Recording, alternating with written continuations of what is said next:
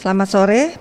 Pada kesempatan ini kami akan menyampaikan daily brief situasi Coronavirus Disease 2019 di Provinsi DKI Jakarta untuk hari Rabu 12 Agustus tahun 2020.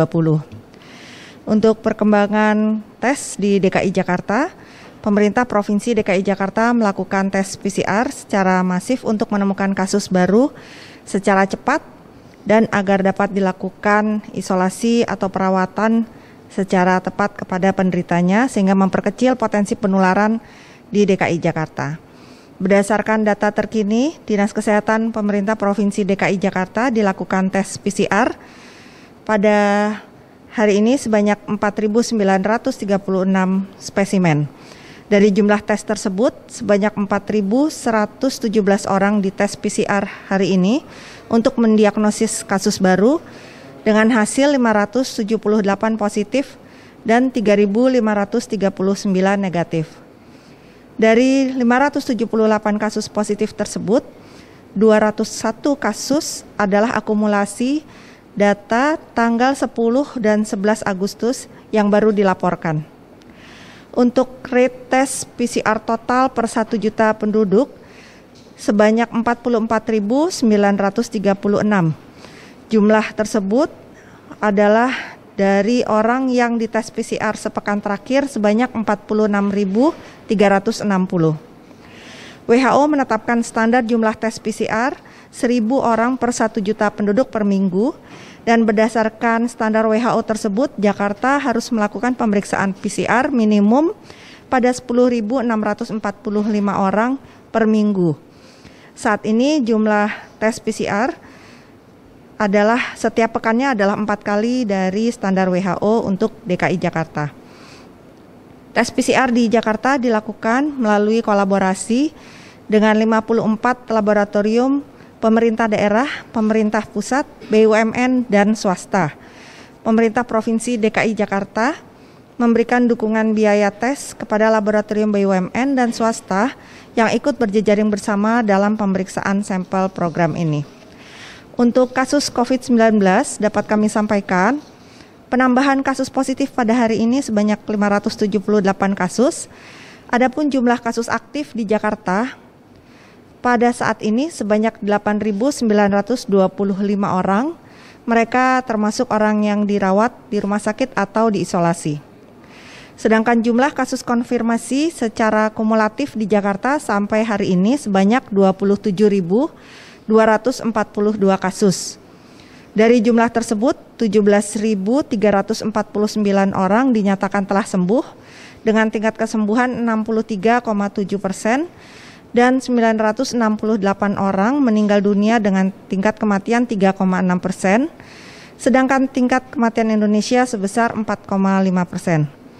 Untuk positivity rate atau persentase kasus positif dalam sepekan terakhir di Jakarta sebesar 8,3%, sedangkan di Indonesia sebesar 15,5%. Untuk menangani wabah dan protokol kesehatan, maka sebelum vaksin tersedia, penularan wabah harus dicegah bersama-sama dengan disiplin menggunakan masker, menjaga jarak dan mencuci tangan, yaitu melaksanakan pembatasan sosial dan ketat menerapkan protokol kesehatan.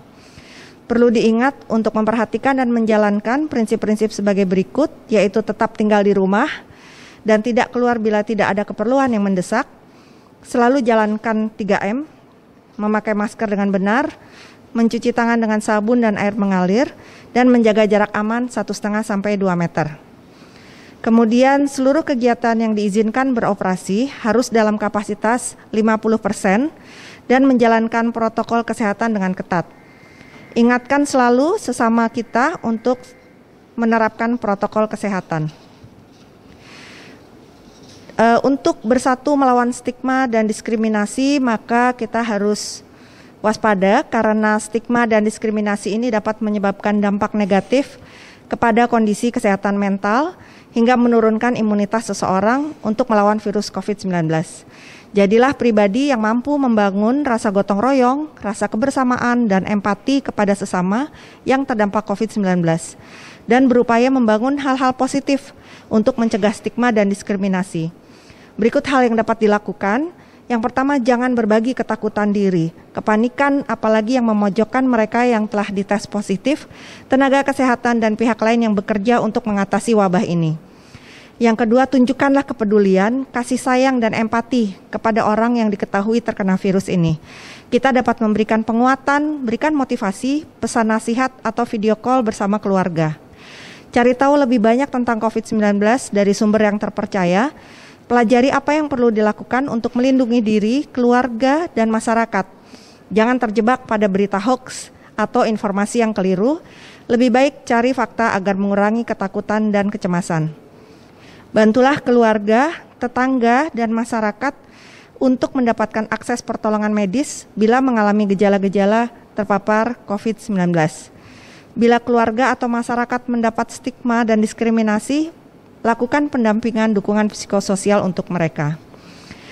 Untuk kolaborasi, pemerintah Provinsi DKI Jakarta masih membuka kesempatan untuk masyarakat berbagi dengan sesama yang membutuhkan bantuan karena terdampak pandemi COVID-19 dalam program kolaborasi sosial berskala besar atau KSBB.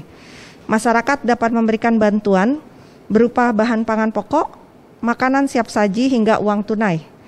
Informasi lengkap seputar KSBB dapat dilihat melalui situs http://corona.jakarta.go.id/kolaborasi. Demikian Daily Brief hari ini. Terima kasih dan selamat sore.